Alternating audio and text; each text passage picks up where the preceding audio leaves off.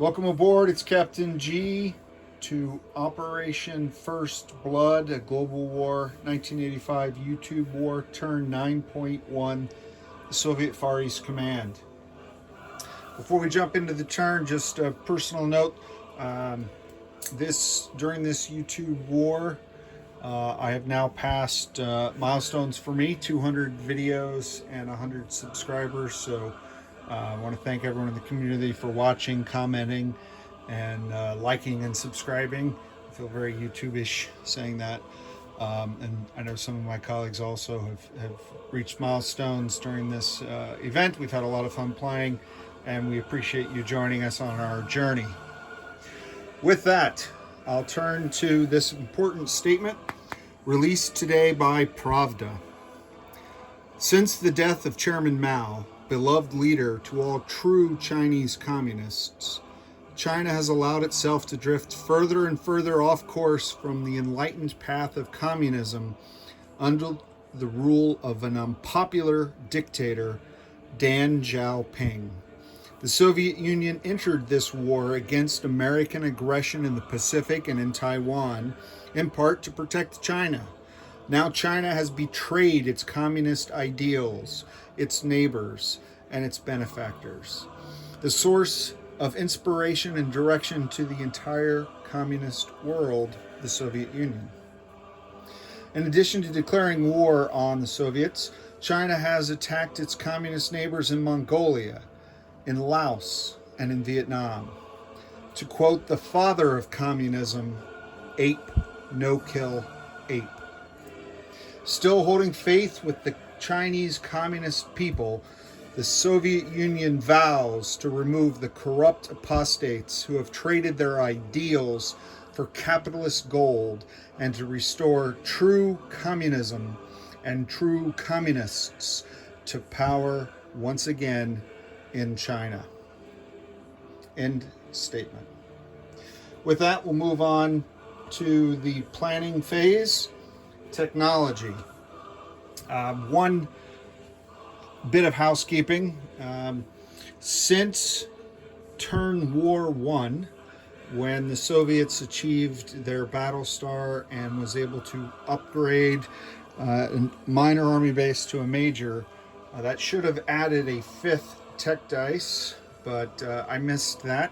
Caught that during our brief break, and we are now rolling 5 dice. We are rolling the fourth technology down, which is advanced SLBMs, a nuclear technology that the Americans have that the Soviets feel in their own defense they have to achieve. The 12th technology, Top Gun, again, the imperialists have this and the Soviets need it to just break even. The 13th technology, which is advanced manufacturing, that both the Chinese and the Americans have a lead over the Soviets. And the 14th technology, advanced airborne doctrine, which the Soviets have the glory of leading the world in this technology. And we will be rolling 1 dice for each of those 4 technologies and the 5th dice on advanced airborne technology in the hopes of completing that. All right, 5 dice. Let's see if we can get the game's first 4 out of 5. All right, we see a 2 and a 7. Alas, did not accomplish airborne because we needed an 8 on that. We did get 11, which is Top Gun. We only needed a 7. And the blue is advanced manufacturing, which is an 8. We did achieve that as well. And advanced SLBMs, no. So 2 out of 5 dice succeeded. All right. Move those out of the way. Next up is purchase units. So coming into this turn, the Soviets, one of the world's leading economies, had 39 IPP. We are going to spend 4 on 2 Foxtrot diesel electrics in the Philippines. That's with the discount. 6 on 2 surface-to-air missile launchers. 2 on 1 paramilitary, 12 on 3 mechanized infantry,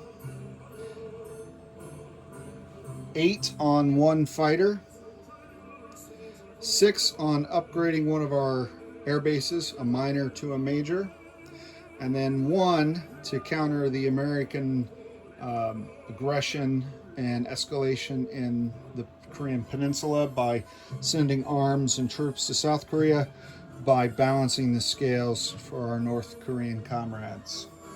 So that is a total of 39 IPP. We are also, with our bases, manufacturing 2 new cruise missiles and 2 new anti-ship missiles, which we will need.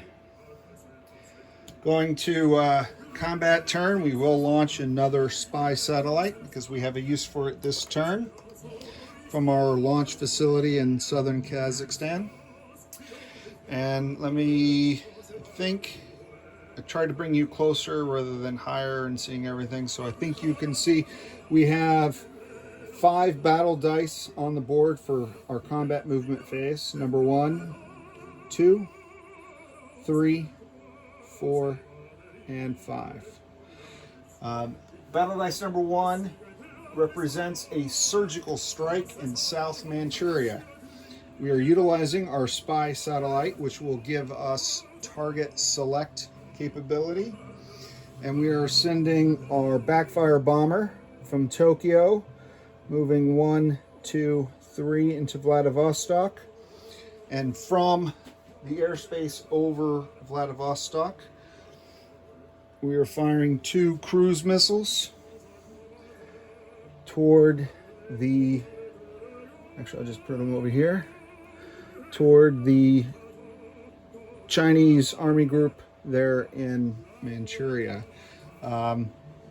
The Chinese do have AMD, which is the anti-missile defense. They do have a SAM battery on the map, so they'll be rolling a missile defense at 4 against each of these missiles. If they miss, any surviving missiles then will get on a 5 or less target select against the target of their choice. So that is the surgical strike.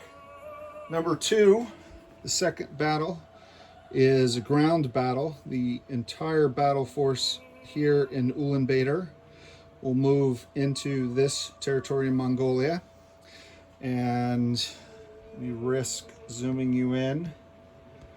And that was a bad risk because I can't zoom in and up. So from a terrain standpoint, there is a desert border along the border of these 2 territories, but there is no desert border or mountain border between Ulaanbaatar and this territory, Asaladia. So this force are leaving the mountains, moving into this territory, so it'll be rolled even combat. And I've set that up on the battle board, and that'll be the second battle we roll.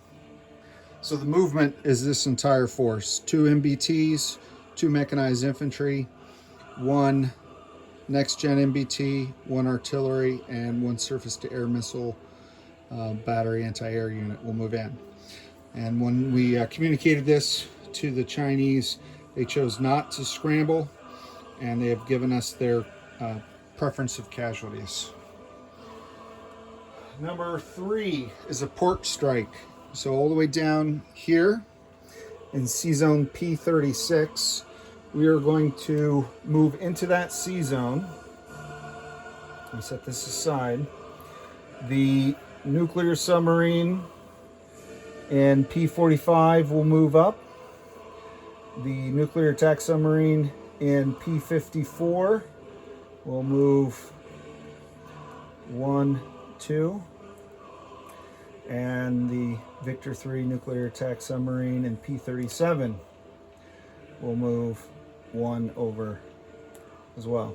So each of those Victor 3s have the ability to fire 2 anti-ship missiles.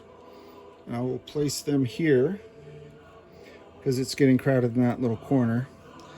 And let me see if I can just zoom in to illustrate one thing here.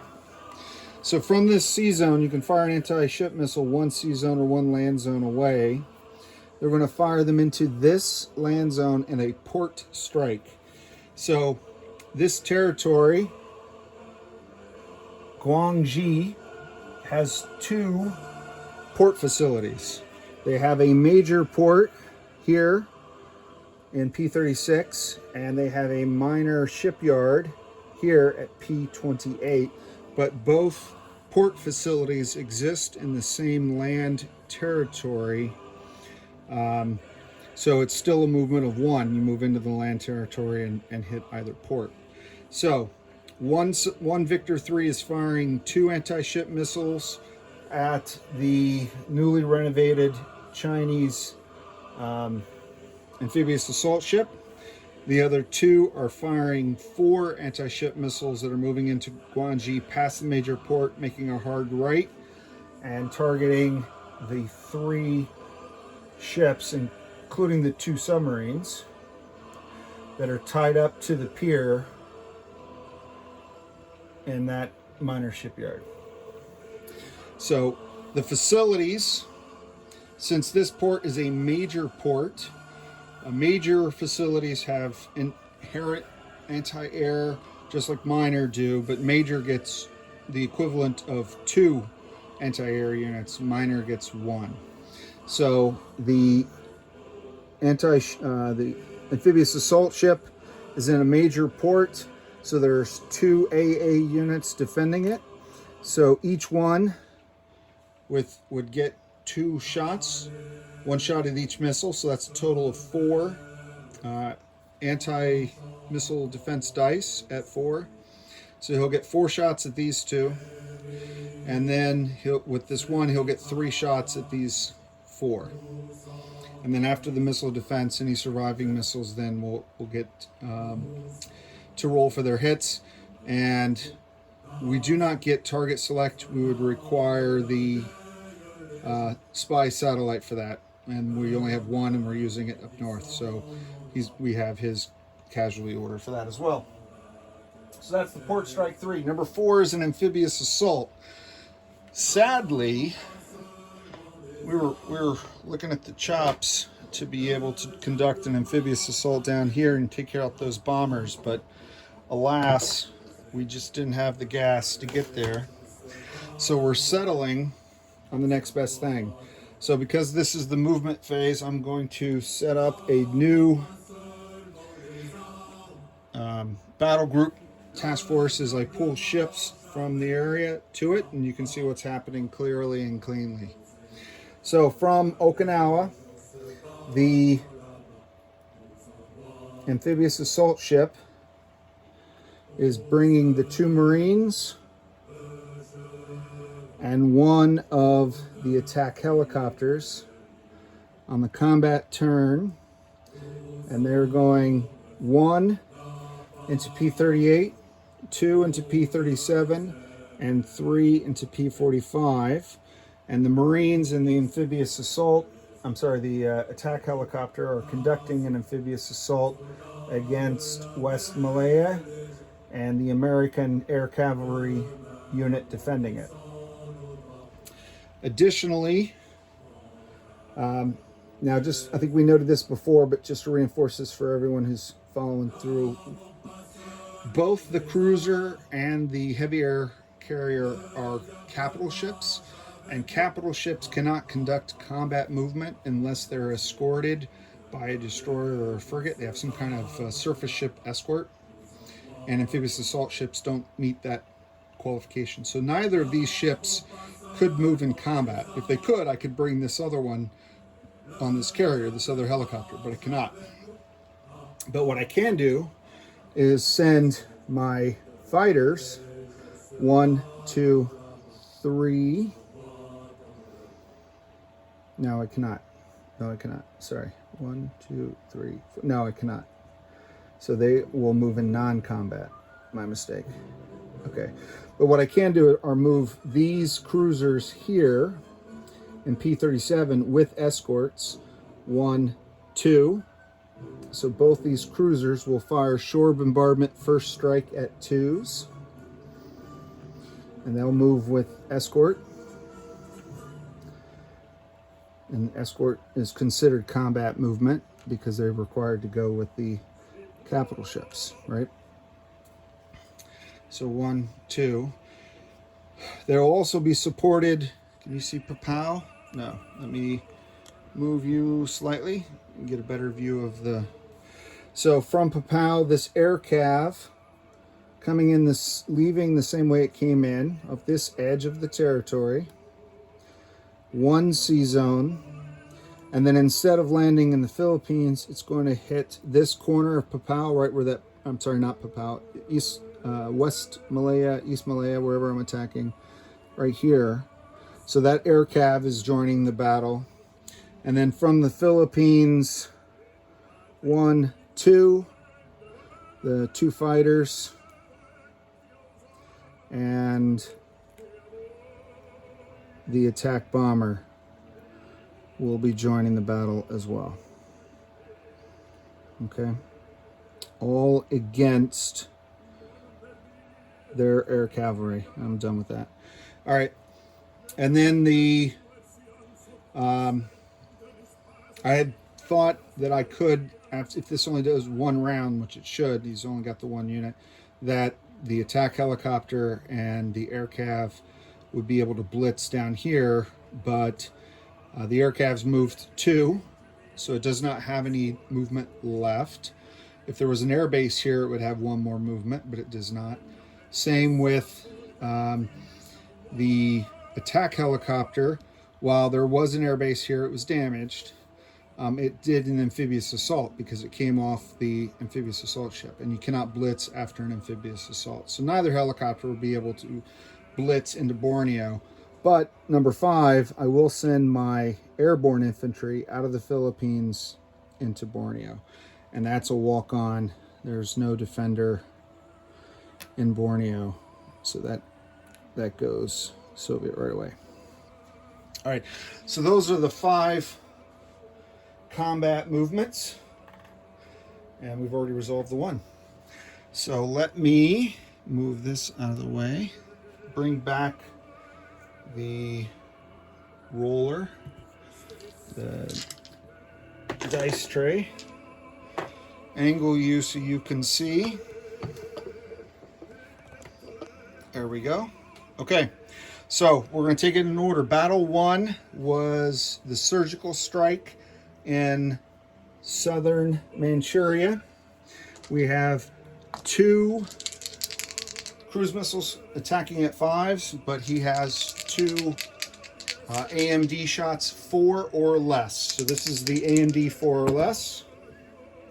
10 and a 12. If you can see that, I took my glasses off, I'm blurry. 10 or 12, perfect. All right, and now the 2 missile strikes 5 or less. 3 and a 7, so that does hit 1. We get target select with the satellite, so we're going to kill 1 of his self-propelled artillery in South Manchuria. So that's it for battle 1. Remove that and the spy set. All right, battle 2 is the land attack. So let me just briefly take you over to the battle board to show you what I have, and then we'll return right where we are. Let me just pick you up. Oh, apologies.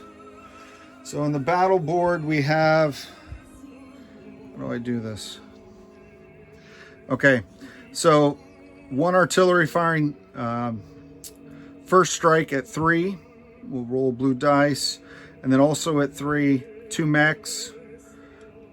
With the red dice, 2 4s for the MBTs, 1 next gen MBT at a 6, and then the AAA or the SAM retires because it has no air targets.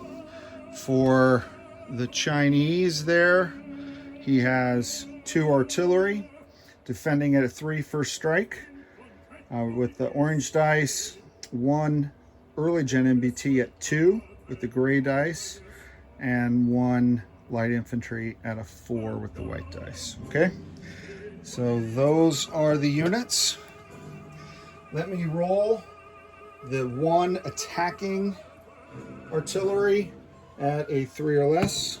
First strike, that's an 11, that's a miss. I'll roll his 2 defending, a 3 and an 11, so that is 1 hit, first strike. So I will take, that's unfortunate, I will take a mech. I want to take a mech. Wasn't planning on that. All right, I'm going to take my artillery. So I'll take my artillery, which is usually a mistake. All right. 2 mechs at 3. 5 and a 12. That's 2 misses. 2 MBTs at 4s. That's a 10 and an 8. 2 misses. Should have known better than to go up against Knights Templar in a ground battle in Asia. That's second only to going up against the Sicilian, as far as things you know. All right, and 1 next gen MBT at a 6. I got a 3. So that is a target select. Target select on next gen is a 4, so I am going to target select his light infantry. So that's my 1 and only hit, target select. All right, I've already rolled his artillery. I'm going to roll his early gen MBT and his light infantry at the same time. The gray dice of 2, the white dice of 4. Both misses. Okay, and then his light infantry is killed with the target select. We'll go to the next round. Move his. I'm moving stuff on the. There we go. Okay. So, I have the 2 mechs at 3, the 2 MBTs at 4, and the 1 next gen MBT for the Russians at 6. I'll roll them all at the same time now. We've done 1 round. All right, the 3s are both misses, the 4s are both misses, the 6 is another hit. Target select. I'm going to kill one of his artillery, which was also his first choice for casualties. All right. And then the Soviets get an early gen MBT and the 2 artillery firing in defense. 2s and 3s. Oof, oof. 2 hits. So that is 2 mechs. So the 2 mechs are gone. Ouchers. All right, press on. How could you not press on with such patriotic music? All right, so 2 MBTs and 1 next gen MBT. Pressing on. We're well beyond the odds of any scenario that I expected. All right, next gen, target select. Kill another artillery. The Chinese defense, a 2 and a 3. Fortunately, all right, so we'll press on. So it's just now, we'll roll them all together for this hopefully last round. Next gen, 2 MBTs, and the early gen. Oy. All right, fortunately an MBT finally got a hit, but so did he. So at the end of a bloody massacre, now that kills his early gen MBT, the surface air missile unit that retreated or retired is the right word there, is destroyed once they lose the battle. So do I zoom back out? Yeah, there we go. When we go up here, I'll clear off the battle zone. That was bloody for a territory worth nothing. I'm sure it's an important cultural center for the Mongolians, but for the Soviets, it was worth a lot of blood. We have an MBT, a next-gen MBT, and a SAM, and these 4 units, far too many, were killed by Ewoks. All right, so that is, that's only battle 2. So let's now go to the port strike, battle 3. All right, so the Battle 3 really is two parts, as we said. So against the major port, 2 anti-ship missiles going in after this Chinese amphibious assault ship. So because it's a major port, 2 AA, 1 shot per AA for each missile. So 4 missiles, 4 AMD shots at a 4 or less. I see a 6, 6, 8, and a 2. So that does take out one of the missiles, but that's all right. I only need 1 to hit to kill the ship. So Soviets have 1 missile to kill 1 ship. 2. It was a slow roll. All right, but I got it. So that's a success. All right, the other battle.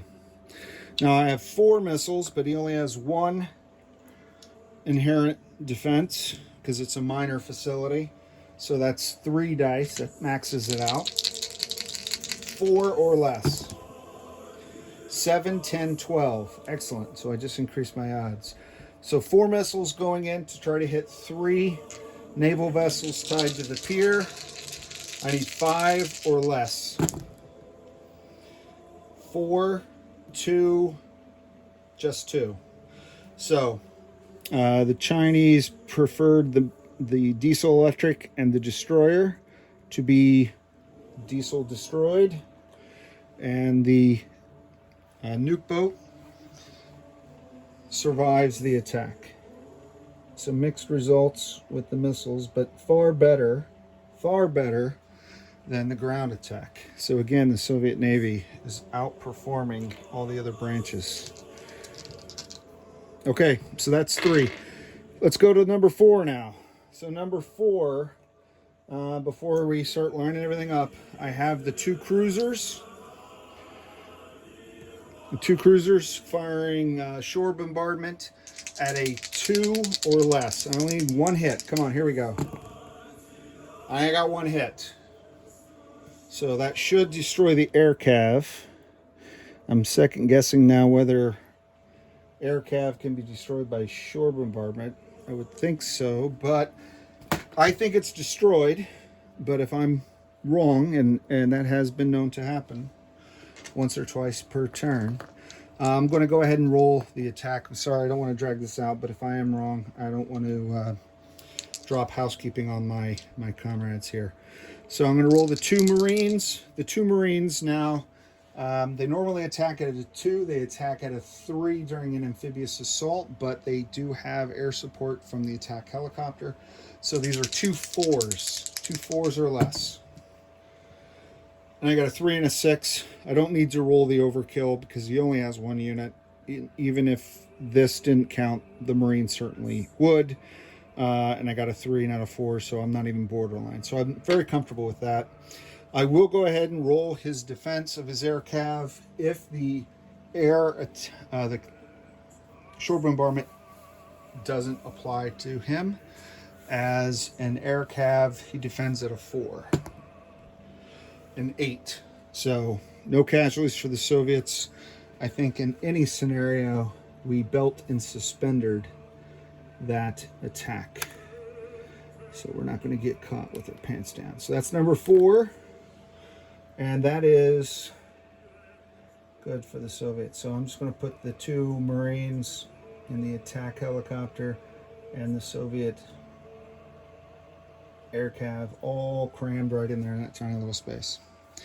And I'll land the fighters and attack bombers, which I guess I could have rolled to begin with. And I'm leaving that alone. All right, let's move on. Let's try to wrap this up quickly. I apologize, it's gone long. Air assault. We already did that one. That was unopposed. You just dropped in the jungle, and there you are. So that completes all the combat moves. I think that was successful, except for the western part of Mongolia. All right, let's do some non-combat. I don't quite have 10,000, but I do have a few. So let me start with the repercussions of China's turn. When they attacked North Vietnam, South Vietnam then, with the defense pact automatically aligned to the Soviets. And in South Vietnam, in the little box, I'm not going to bother turning the camera, I had 3 infantry. But I do have both an air base and a major port in South Vietnam. So I'm going to non-combat 2 light infantry via sea lift. We're going to redeploy 1 via sea lift to Malaya, 1 via sea lift to Shanghai. Not Shanghai, I'm sorry, I'll get there later. Singapore. Okay, so 1 sea lift to each of those. Those are the 2 that the Soviets have. The 3rd Infantry then will air lift to the Philippines, to the air base there, and that gives me now 3 light infantry in the Philippines. It's getting kind of crowded. All right, on this fleet task force, I'm going to land both fighters, and I'll swap them out for Yak-38s later, on the amphibious assault ship here in P-45. The attack bomber is going to return to the Philippines. Non-combat from Sea Zone P-29. Now these capital ships can move, and it's non-combat. Carrying the attack helicopter, the 1, 2, 3. So we go here, and that's where these guys will land. They're not landing on the amphibious assault ship, they're landing on this guy. And this attack helicopter is being dropped off in the Philippines. It's in the same sea zone, if you will. The 2 aircraft that were left in the sea zone, the attack bomber is going 1, 2, 3 up to Vladivostok, and the fighter is going down to the Philippines. And again, I'll swap out the scopes accordingly. This cruiser will move non-combat with the heavy aircraft cruiser and the surface fleet. This destroyer and P-37 will move in with the fleet as well, and I'll do a recap at the end of this video.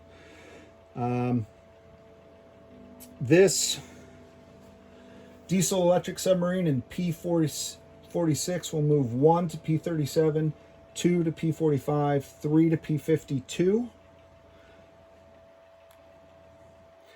The other diesel electric will move 1, 2, 3 to P-45 to stay in the same sea zone as the battle fleet.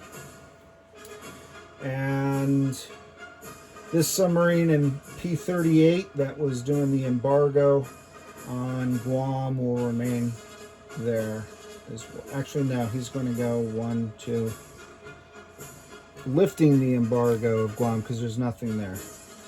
So if the Americans wanted to fly their bombers back, now the airfield is reopened. They are back in supply. They are out of embargo.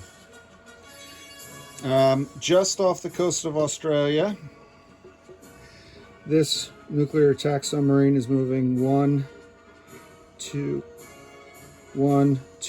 3 into the same sea zone as the battle fleet. Okay. And now I want you to be able to see a little bit further in the map. There we go. All right, so I've emptied out Ulaanbaatar. Those were the forces that were moved in here. I'm starting a new Soviet Army group separate from the Army group in Vladivostok. And I'm moving into it through northern Kazakhstan. From northern Kazakhstan, they can move 1, 2, because when you move non-combat, terrain doesn't matter. In the 80s, roads, railroad, transportation, it's not the 1930s anymore. So terrain does not affect the movement of non-combat. So I'm going to move 1, 2 MBTs, 1 mech, 1 self-propelled artillery, 1 surface-to-air missile. From Novosibirsk, moving 1, 2, the same army group, the attack helicopter, a 2nd artillery, a second SAM, a next gen MBT, and a third MBT. And then from Vladivostok, taking advantage of the movement bonus given to it by the major army base, moving 1, 2, 3. Major army base is similar to air bases or shipyards giving a movement bonus. I'm going to move 3 MBTs. 1, 2, 3, and 2 artillery. Okay. And 1 mech. No mechs. Okay. So that's moving up into here. The backfire bomber will return to base in Japan with the air superiority fighter. From Fukuro, moving up to Tokyo, the light infantry. From Sapporo, moving 1, 2, into Vladivostok, the air cavalry. From Vladivostok, moving up to Magadan, the airborne. Okay. The 2, can you see? Oh, you could barely see that. I apologize. I'm going to take you up a little bit more. The last thing I said was the airborne infantry in Vladivostok moving up to Magadan. All right. The 2 Victor 3s in P-32 are going to move 1 C zone into P-27.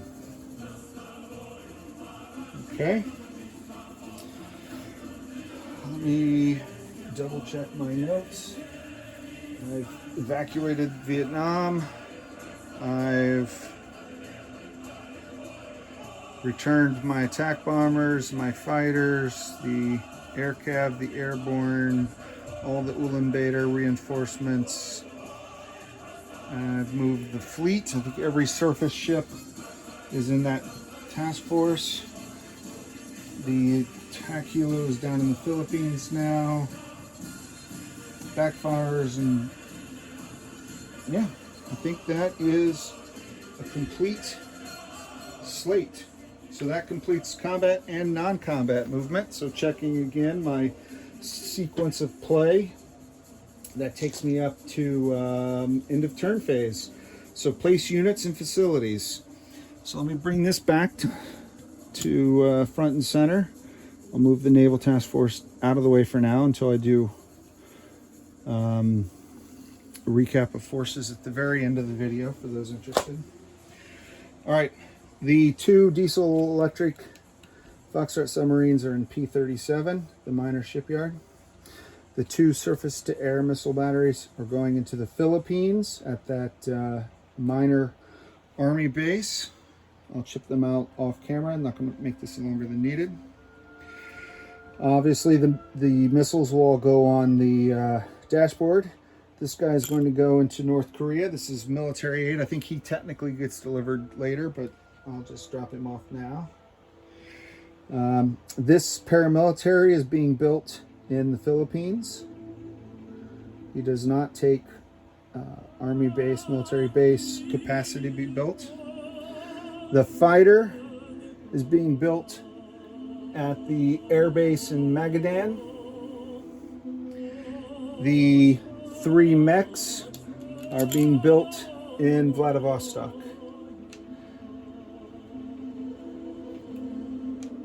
All right. And the military upgrade, the minor base to a major base, is, let me move China's forces, apologize, South Uzbekistan. So that minor air base is now a major air base, which is super fantastic. All right, so that completes this. Let me clear this off.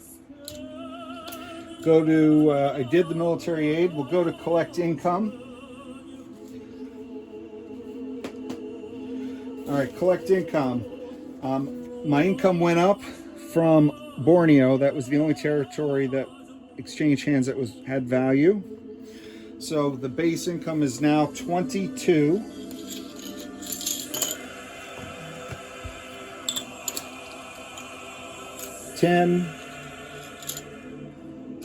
Alexa, pause. 22. Apologize, it was getting really loud. 22. So that's base income. Event income is +5. So 1, 2, 3, 4, 5. So that's 27. You can see that, yeah, okay. And then from the national reference sheet, including computers, which is 3, 10 more income. So that is a grand total of 37. 22 base, 5 for the event is 27, and 10 for other bonuses is 37. And the only thing left to roll is Global Command. 1 to 3 is +3, 4 to 9 is +4, 10 to 12 is +6. Ooh, ooh! Did you see that? Did you see the 11 and then it rolled back to a 3? I think that was a little bit of China's influence there at the end, I think. So that is +3. So the 37 becomes 40. That is the income. That will complete my turn at 41 minutes. Next up will be Flak 88 with the U.S. Pacific Command. If that you're just watching the turn, then feel free to hit next or do whatever, like and subscribe. But for my fellow players, I am going to do a forces recap because I moved a lot. So I'm going to start down here in the south. I have 1 airborne on Borneo. In East Malaya, I have 2 Marines, 1 attack helicopter, and 1 air cavalry. In Singapore, 2 light infantry and a paramilitary. In West Malaya, I have 1 infantry, 1 light infantry, and 1 paramilitary. At this surface fleet in P45, I have 3 cruisers, 2 destroyers, 2 frigates, 1 heavy air cruiser with 2 fighters embarked, 1 amphibious assault ship. I also have 1 Victor 3 SSN and 2 Foxtrot diesel electrics. Right next to it in P36, I have 3 Victor 3 SSNs. On the Philippines, I have 3 surface-to-air missile anti-air batteries. I have 3 light infantry. I have 1 paramilitary. I have 1 attack bomber. I have 1 attack helicopter, and I have 1 fighter. That's it for the ocean. Going up to Fukuro, I have 1 mech. In Tokyo, I have 1 light infantry, 2 surface-to-air missiles, 1 backfire bomber, 1 air superiority fighter. In Vladivostok, the reconstituted army battle group has, can you see this? Am I pointing at stuff you can see? Yes. 4 next-gen MBTs, 4 mechs, 1 attack bomber, 1 air cav, and 2 surface-to-air missiles. In Ulaanbaatar, the new army group has 1 next-gen MBT, 1 mech, 6 MBTs, 4 self-propelled artilleries, 2 SAM batteries, 1 attack helicopter. In Ulaanbaatar, the decimated force consists of 1 next-gen MBT, 1 MBT, and 1 surface-to-air missile. The reinforced Magadan has a fighter, a airborne infantry, and a surface-to-air missile launcher. I think those are all the things that moved. Oh, and sitting here in the Eastern Pacific international waters, 2 Victor 3 attack submarines in P27. So I think that's everything. If anyone has any questions, let me know. This is Captain G, over and out.